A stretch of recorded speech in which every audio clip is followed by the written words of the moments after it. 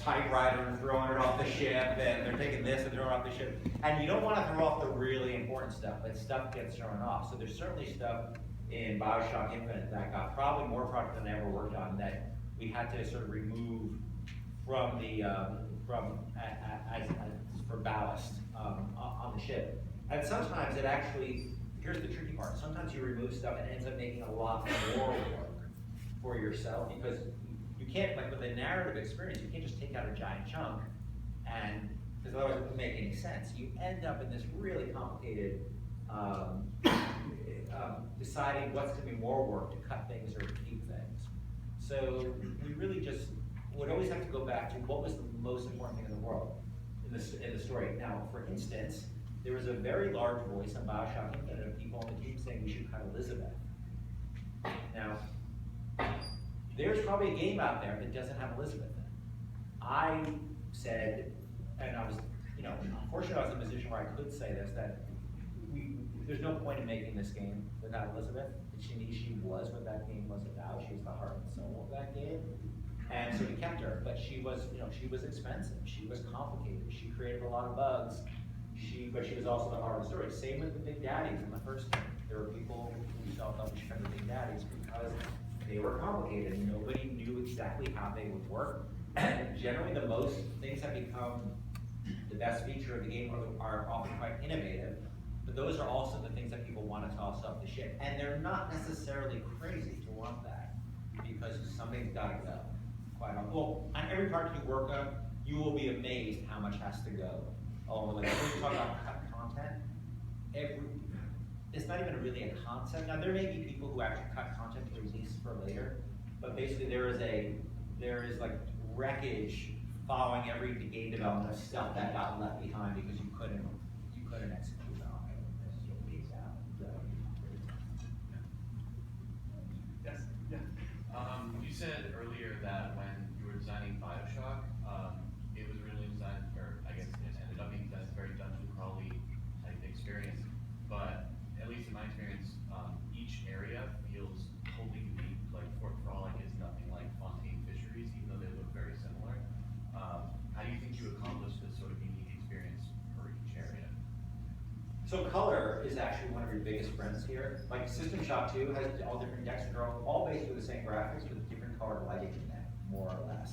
And that was very crude. With BioShock, establishing different purposes for each deck, they all almost all of them have a different villain. Sandra Cohen's in one deck and Steinman's in another deck for part of the ship. And some of them are more successful and some of them are less successful. They're all their own sort of self-contained adventures. And they're almost like, they're all like episodes, essentially, vignettes. But I think also very clearly establishing an interesting theme for the level, like fisheries or a shopping theater area or a medical area. At the beginning, though, they were very uncolorful areas. Like we had the administrative deck and we had the hospital, which to me was far less interesting than saying, well, let's do a place where there's competitive businesses all competing for your medical dollar, which to me would be much more appropriate for an objectivist city. But that sort of the hucksterism of a city like that was actually very helpful to us because you get that very crude advertising. Even in medical areas, you have people advertising, like they would be advertising for potato chips. And so we had a lot of advantages going into that, but it was very important to us that each deck felt very good. Was there anything in particular about Abraham's writing that inspired you to make a horror video game, like particularly one that's so visceral? I thought that her ideas were, super interesting from a perspective of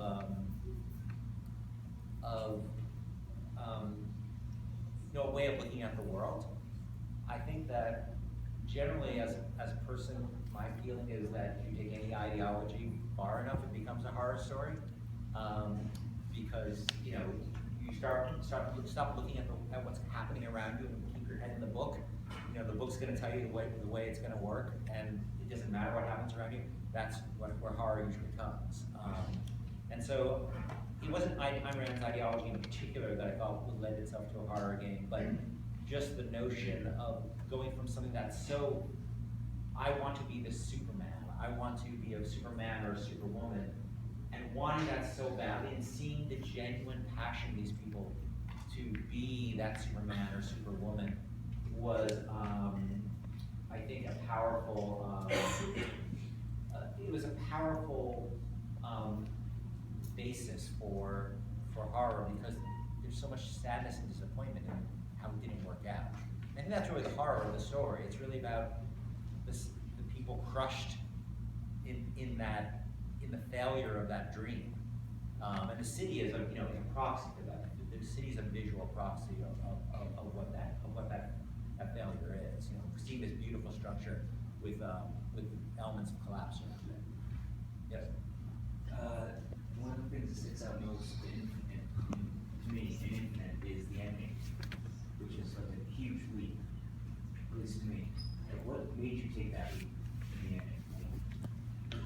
Was that something you started out with, and then? Well, started out with, there is no start out with, right? So, no, I mean, that story changed time, across time. Like, there was, Elizabeth's parentage was very different at one point in that story. Elizabeth's mother was somebody completely different. Is another major character in the story. And it kept evolving and it kept evolving, and eventually the themes of the story started really coming out to us, which were about, sin, about guilt, and about sin, and about can you move past things you've done, and combining that with the stuff, the very basis of the city was based upon these discoveries of these two characters. We really wanted to find a way where we could thematically, what was the natural place to tie all this, or the science that was going on, and the philosophy that was going on, and Booker's story, Booker and Elizabeth's story, which is about how do you get past this horrible thing you've done? Can you get past this horrible thing? Can you forgive yourself? Can they forgive you?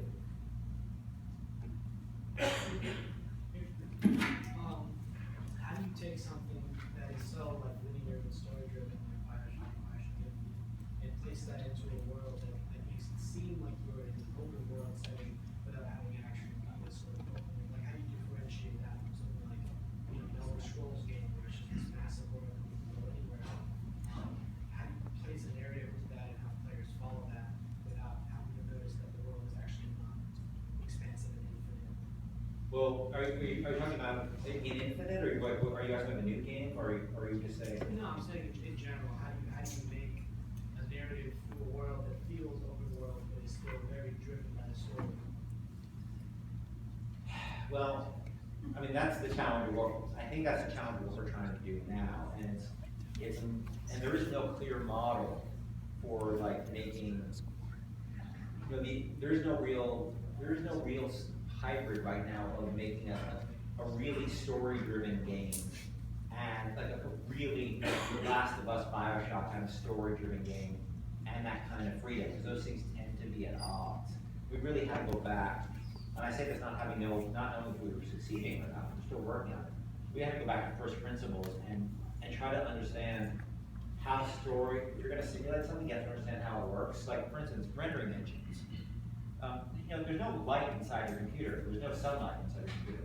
All that, everything you're seeing there is some technologist sat down and said, well, they studied how light refracts, right? They studied how, light's how we see everything. So the way light looks the way it does is, and probably a lot of you know this, but light hits surfaces and it picks up colors from that surface and it bounces off other surfaces and it paints that color onto other surfaces with various degrees of diffusion. Now, if you're going to build a rendering engine, you have to understand all those principles, right? You have to understand how light works, you have to understand how atmospherics work, you have to understand how things look, why things fade out of the distance, and how our eye perceives things. To simulate story, we have to do the same thing, right? We have to figure out, well, how does story work? What are the fundamentals of story? And how do you then, once you understand how it works, well, how do you simulate that? How do you then make that play out in a way that people don't even know, that you trick the audience in the same way that the renderer tricks the eye? There's no that doesn't exist, right? That's a trick, that's somebody fooling you into thinking that little girl exists, or even anything exists, or that floor exists. It's all a lie. It's all a lie, right? And what is that suspension of disbelief you have when you're playing an experience? When you're playing, or when you're watching a movie, you could be watching a movie and you're like, yeah, Elf's great, Dwarf's great, and then you're like, wait a minute, why did the FedEx guy show up in Lord of the Rings? That doesn't make any sense, but there's a certain suspension of disbelief that you will allow for, right? And so figuring out how to tell a story that doesn't violate those rules, the suspension of disbelief, that engages you. It's all about how we fool you into believing something. And I think a lot of the problems people have had so far is when they try to make AIs, they try to make AIs that simulate people and the world rather than AIs that simulate characters and story. This is a much simpler problem to simulate character and story than simulate real people in the real world. In BioShock, the section to me that felt like its own sort of self-contained thing was Sandra Cohen's massive piece section, where it really feels like you've taken a departure from the game and you're actually doing something completely different. What was the inspiration behind that?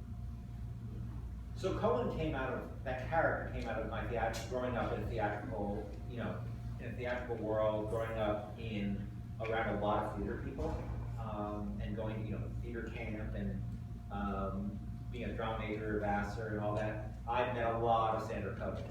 Not sociopathic part, but that kind of elevated sense of theater that came into every aspect of their life. They carry the theater around them. And I always liked I always liked those people. I always found those people interesting. I always found them fascinating. And so I started asking myself, what would it, if you brought that kind of theatricality and you combined it with somebody who wanted no limits to their art, because I met people like that too, that they felt frustrated by any boundaries they had in their work. And then you sort of tie it with insanity, what would you end up with? And so Cohen became, to me, a guy I knew, just sort of cranked up, and turned to a complete and utter sociopath. But he was part of me, he was part of one of the people I knew, when you direct things, plays, and I remember directing a play when I was like, 15, and it was life and death to me, and if somebody disagreed or somebody didn't show up for rehearsal, this is the end of the world, and I remember that passion, and I wanted to sort of bring that to a character. And that level, I think what made that level probably the most interesting level we've done, just as a single level, is how we were able to combine his theatricality and the actual, that you were involved in making that piece of art with him, that you were a collaborator, conspirator in that piece of art. And I think that's why it worked pretty well, and also was very open-ended. So we always looked at that as the quest when we were thinking about quests. That was probably the best quest we've done, and we always look back at that one and say, okay, well, what made that one work? And I think giving the players an agency in the artistic process, as limited as it was, taking those pictures was a big part of it. In the back. Yeah. I'm just curious to know, are you a gamer in your spare time? If so, what do you play? Am I a gamer in my spare time? Yeah. I don't understand those folks who like, oh, I make games but I don't play them, or I make movies and I don't watch them. I think you have to. I mean, man, it's all out there to steal, right? All those great ideas. You'd be a fool not to be playing games. So there's a lot of, I tend not to play a ton of story-based games, strangely. I tend to play a lot of strategy games. Like, I'm playing XCOM 2 again for, there we go. XCOM, Civilization are games I love. But, I can't wait for the new Civ. I've loved, there are narrow games I've loved. I love Beyond Good and Evil. I think that's a wonderful game. I really, there's just, I guess we go back to, Back to Adventure and the Atari 2600 for the first sort of game that really sort of took me through any kind of narrative experience. But I play pretty much every day for probably at least an hour, if not 2 or 3 sometimes. Oh, best game I played this year is this dystopian side scroller. Inside. Best game I played. You guys play it? You have it. No words, no dialogue. Amazing story. In the back of the red. Yes. That's good. When making Bioshock Infinite, what was the process like when deciding how to approach discussing race and immigration and religion in the way you did? And on top of that, were you afraid of any backlash that you may receive from doing that? Yeah, I mean, I get it all the time. You know, there are people who are very frustrated by, I think when you talk about those topics, you always risk that. You always risk angry people or upsetting people. I did the same thing when I made Bioshock 1. You know, we talked about people, there are some people with there are some serious objectivists out there. You know, there are people who you know, you risk upsetting. I think that you have to be honest. It's the best you can do, you know, when you tell these stories, and tell it from the most honest perspective, and try to, you know, talk to people, get in other people's skin. I remember we had some people, I think I may have told this story, but for you, those of you who are familiar with the end of Bioshock, there's a couple of baptisms in it, right? And they're very, so one of the people, a couple of people on the team were actually very religious Christians. And as I said, we had a lot of people working on the project. And so you have all kinds of people, you know, people from all kinds of backgrounds. One guy was playing the game, you know, he wasn't in all the story meetings, he didn't know everything was fun. Got to the end of the game, this is about a few months before we shipped, you know, saw it, shut off his computer, picked up his books, picked up his stuff, walked out the door and quit. And I actually thought that was an opportunity for me to understand and learn a little bit about what was so upsetting to him. So he and I sat down and we talked, and I just asked him a lot of questions about what was upsetting, what was his upbringing, what about it upset him so much. His feeling was it was making fun of the baptism and making light of the baptism. And that was never my intention. You know, my intention with Infinite was that the baptism wasn't a get out of jail free card. You know, it wasn't the physical act of putting yourself in the water, that it was about recognizing what you've done and trying to actually make changes in your life. And that to me was that's what that whole story was about could Booker actually make change. You know, he couldn't change what he'd done, so he could change himself to recognize it. And actually there were two people on the team who were very upset about that. And there were people who were upset about Daisy Fitzroy, there were people who were upset about how the story seemed to be about one thing and then maybe veered in a different direction. Look, all you can do as an artist, if you try to think about those things and you try to guide everything you do based upon what other people are going to think, you may have fewer angry emails, but at the end of the day, I don't know how to do that. I don't know how to express ideas and make everybody happy. I just don't know how to do that. And I think if you try to do that, because I'm gonna tell you, nothing will change, no matter how big you get. You will hear people say, nice, you will come and you see a room of beautiful, smiling people, and you will go home and you will see one shitty thing on the internet. And especially from people that you consider yourself to be sort of in the same worldview, right? And they will say, Ken Levine, you're this. Ken Levine, you're that. And all you can do is live with that, and all you can do is try to take that on board and learn what you can. But I wouldn't change it because it's an honest expression of what I think, of what I thought, and myself at the time. And you have to stand by your work. If you don't, then you can't make work if you don't believe in it. And it's more challenging. It is a very challenging part of the job, but it's also, I believe that's why people respond to the work too, because I think it comes from an honest place. People may not like some of these ideas, but they all come from an honest place. We have time for one more question in this setting. All right, I like your face. That was like, please choose me. Okay, so this is one that's kind of been on me for a while. With Bioshock Infinite, I love the game. I loved everything story and everything. Sure, Yeah, there were like a few things that sort of had me scratch my head, and I sort of wondered, was that sort of moments where you sort of let the gamers kind of, you leave that to the gamers to decide, like what happened and. Oh, you mean like the ending and stuff like Yeah. that? I would mainly just trying to avoid that for massive spoilers for anyone who hasn't played the game. Alright, so suffice it to say, the ending of Bioshock Infinite is complex, somewhat, some people could rightly say somewhat opaque. That was a decision that we made because, and a lot of people asked me to explain exactly how the ending worked, and I found I never did that because I find that I don't matter. One day I'm going to be gone, and hopefully, you know, somebody will be playing it on the back of their cereal box, which will run Bioshock Infinite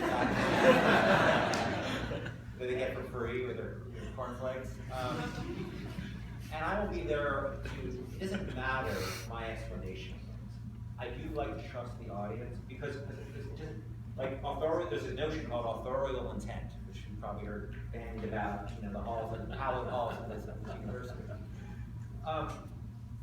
I don't even remember what I was thinking sometimes when I came up with some of these ideas. If you went back to System Shock, I played actually some of Bioshock game when this release came out, and I was like, did I write that? I don't even remember writing it, right? So I think people think like, that. And when you go to college classes, no offense to the college professor, what Hawthorne meant here was, nobody knows what Hawthorne meant, because I don't know what I meant.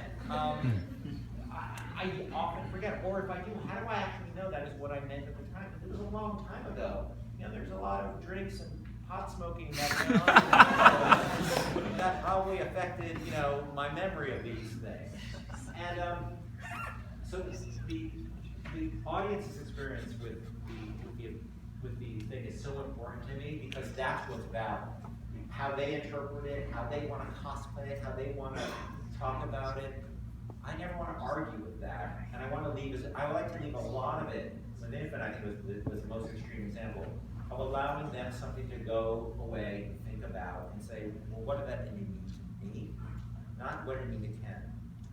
What did it mean to me, the audience member? Because that's the films I love. I like, that's Lucy 2001, Space Odyssey. What does the end of that mean? I don't know. But I love thinking about it, and I think, those are the kind of work that I love. You walk away not exactly sure what you just went through. Those are the things that stick with me. So that was my mild attempt at trying to use them.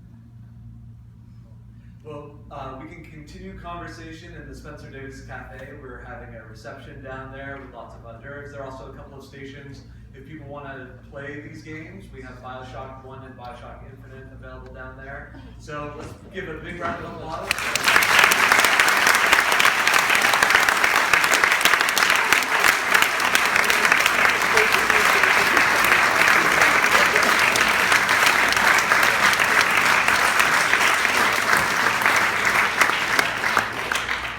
Thank you for that wonderful response. But just one thing before we go. I'm here for you guys tonight. Don't be shy about asking me anything. Don't worry about insulting me. Don't worry about embarrassing me. I want. Are you hiring?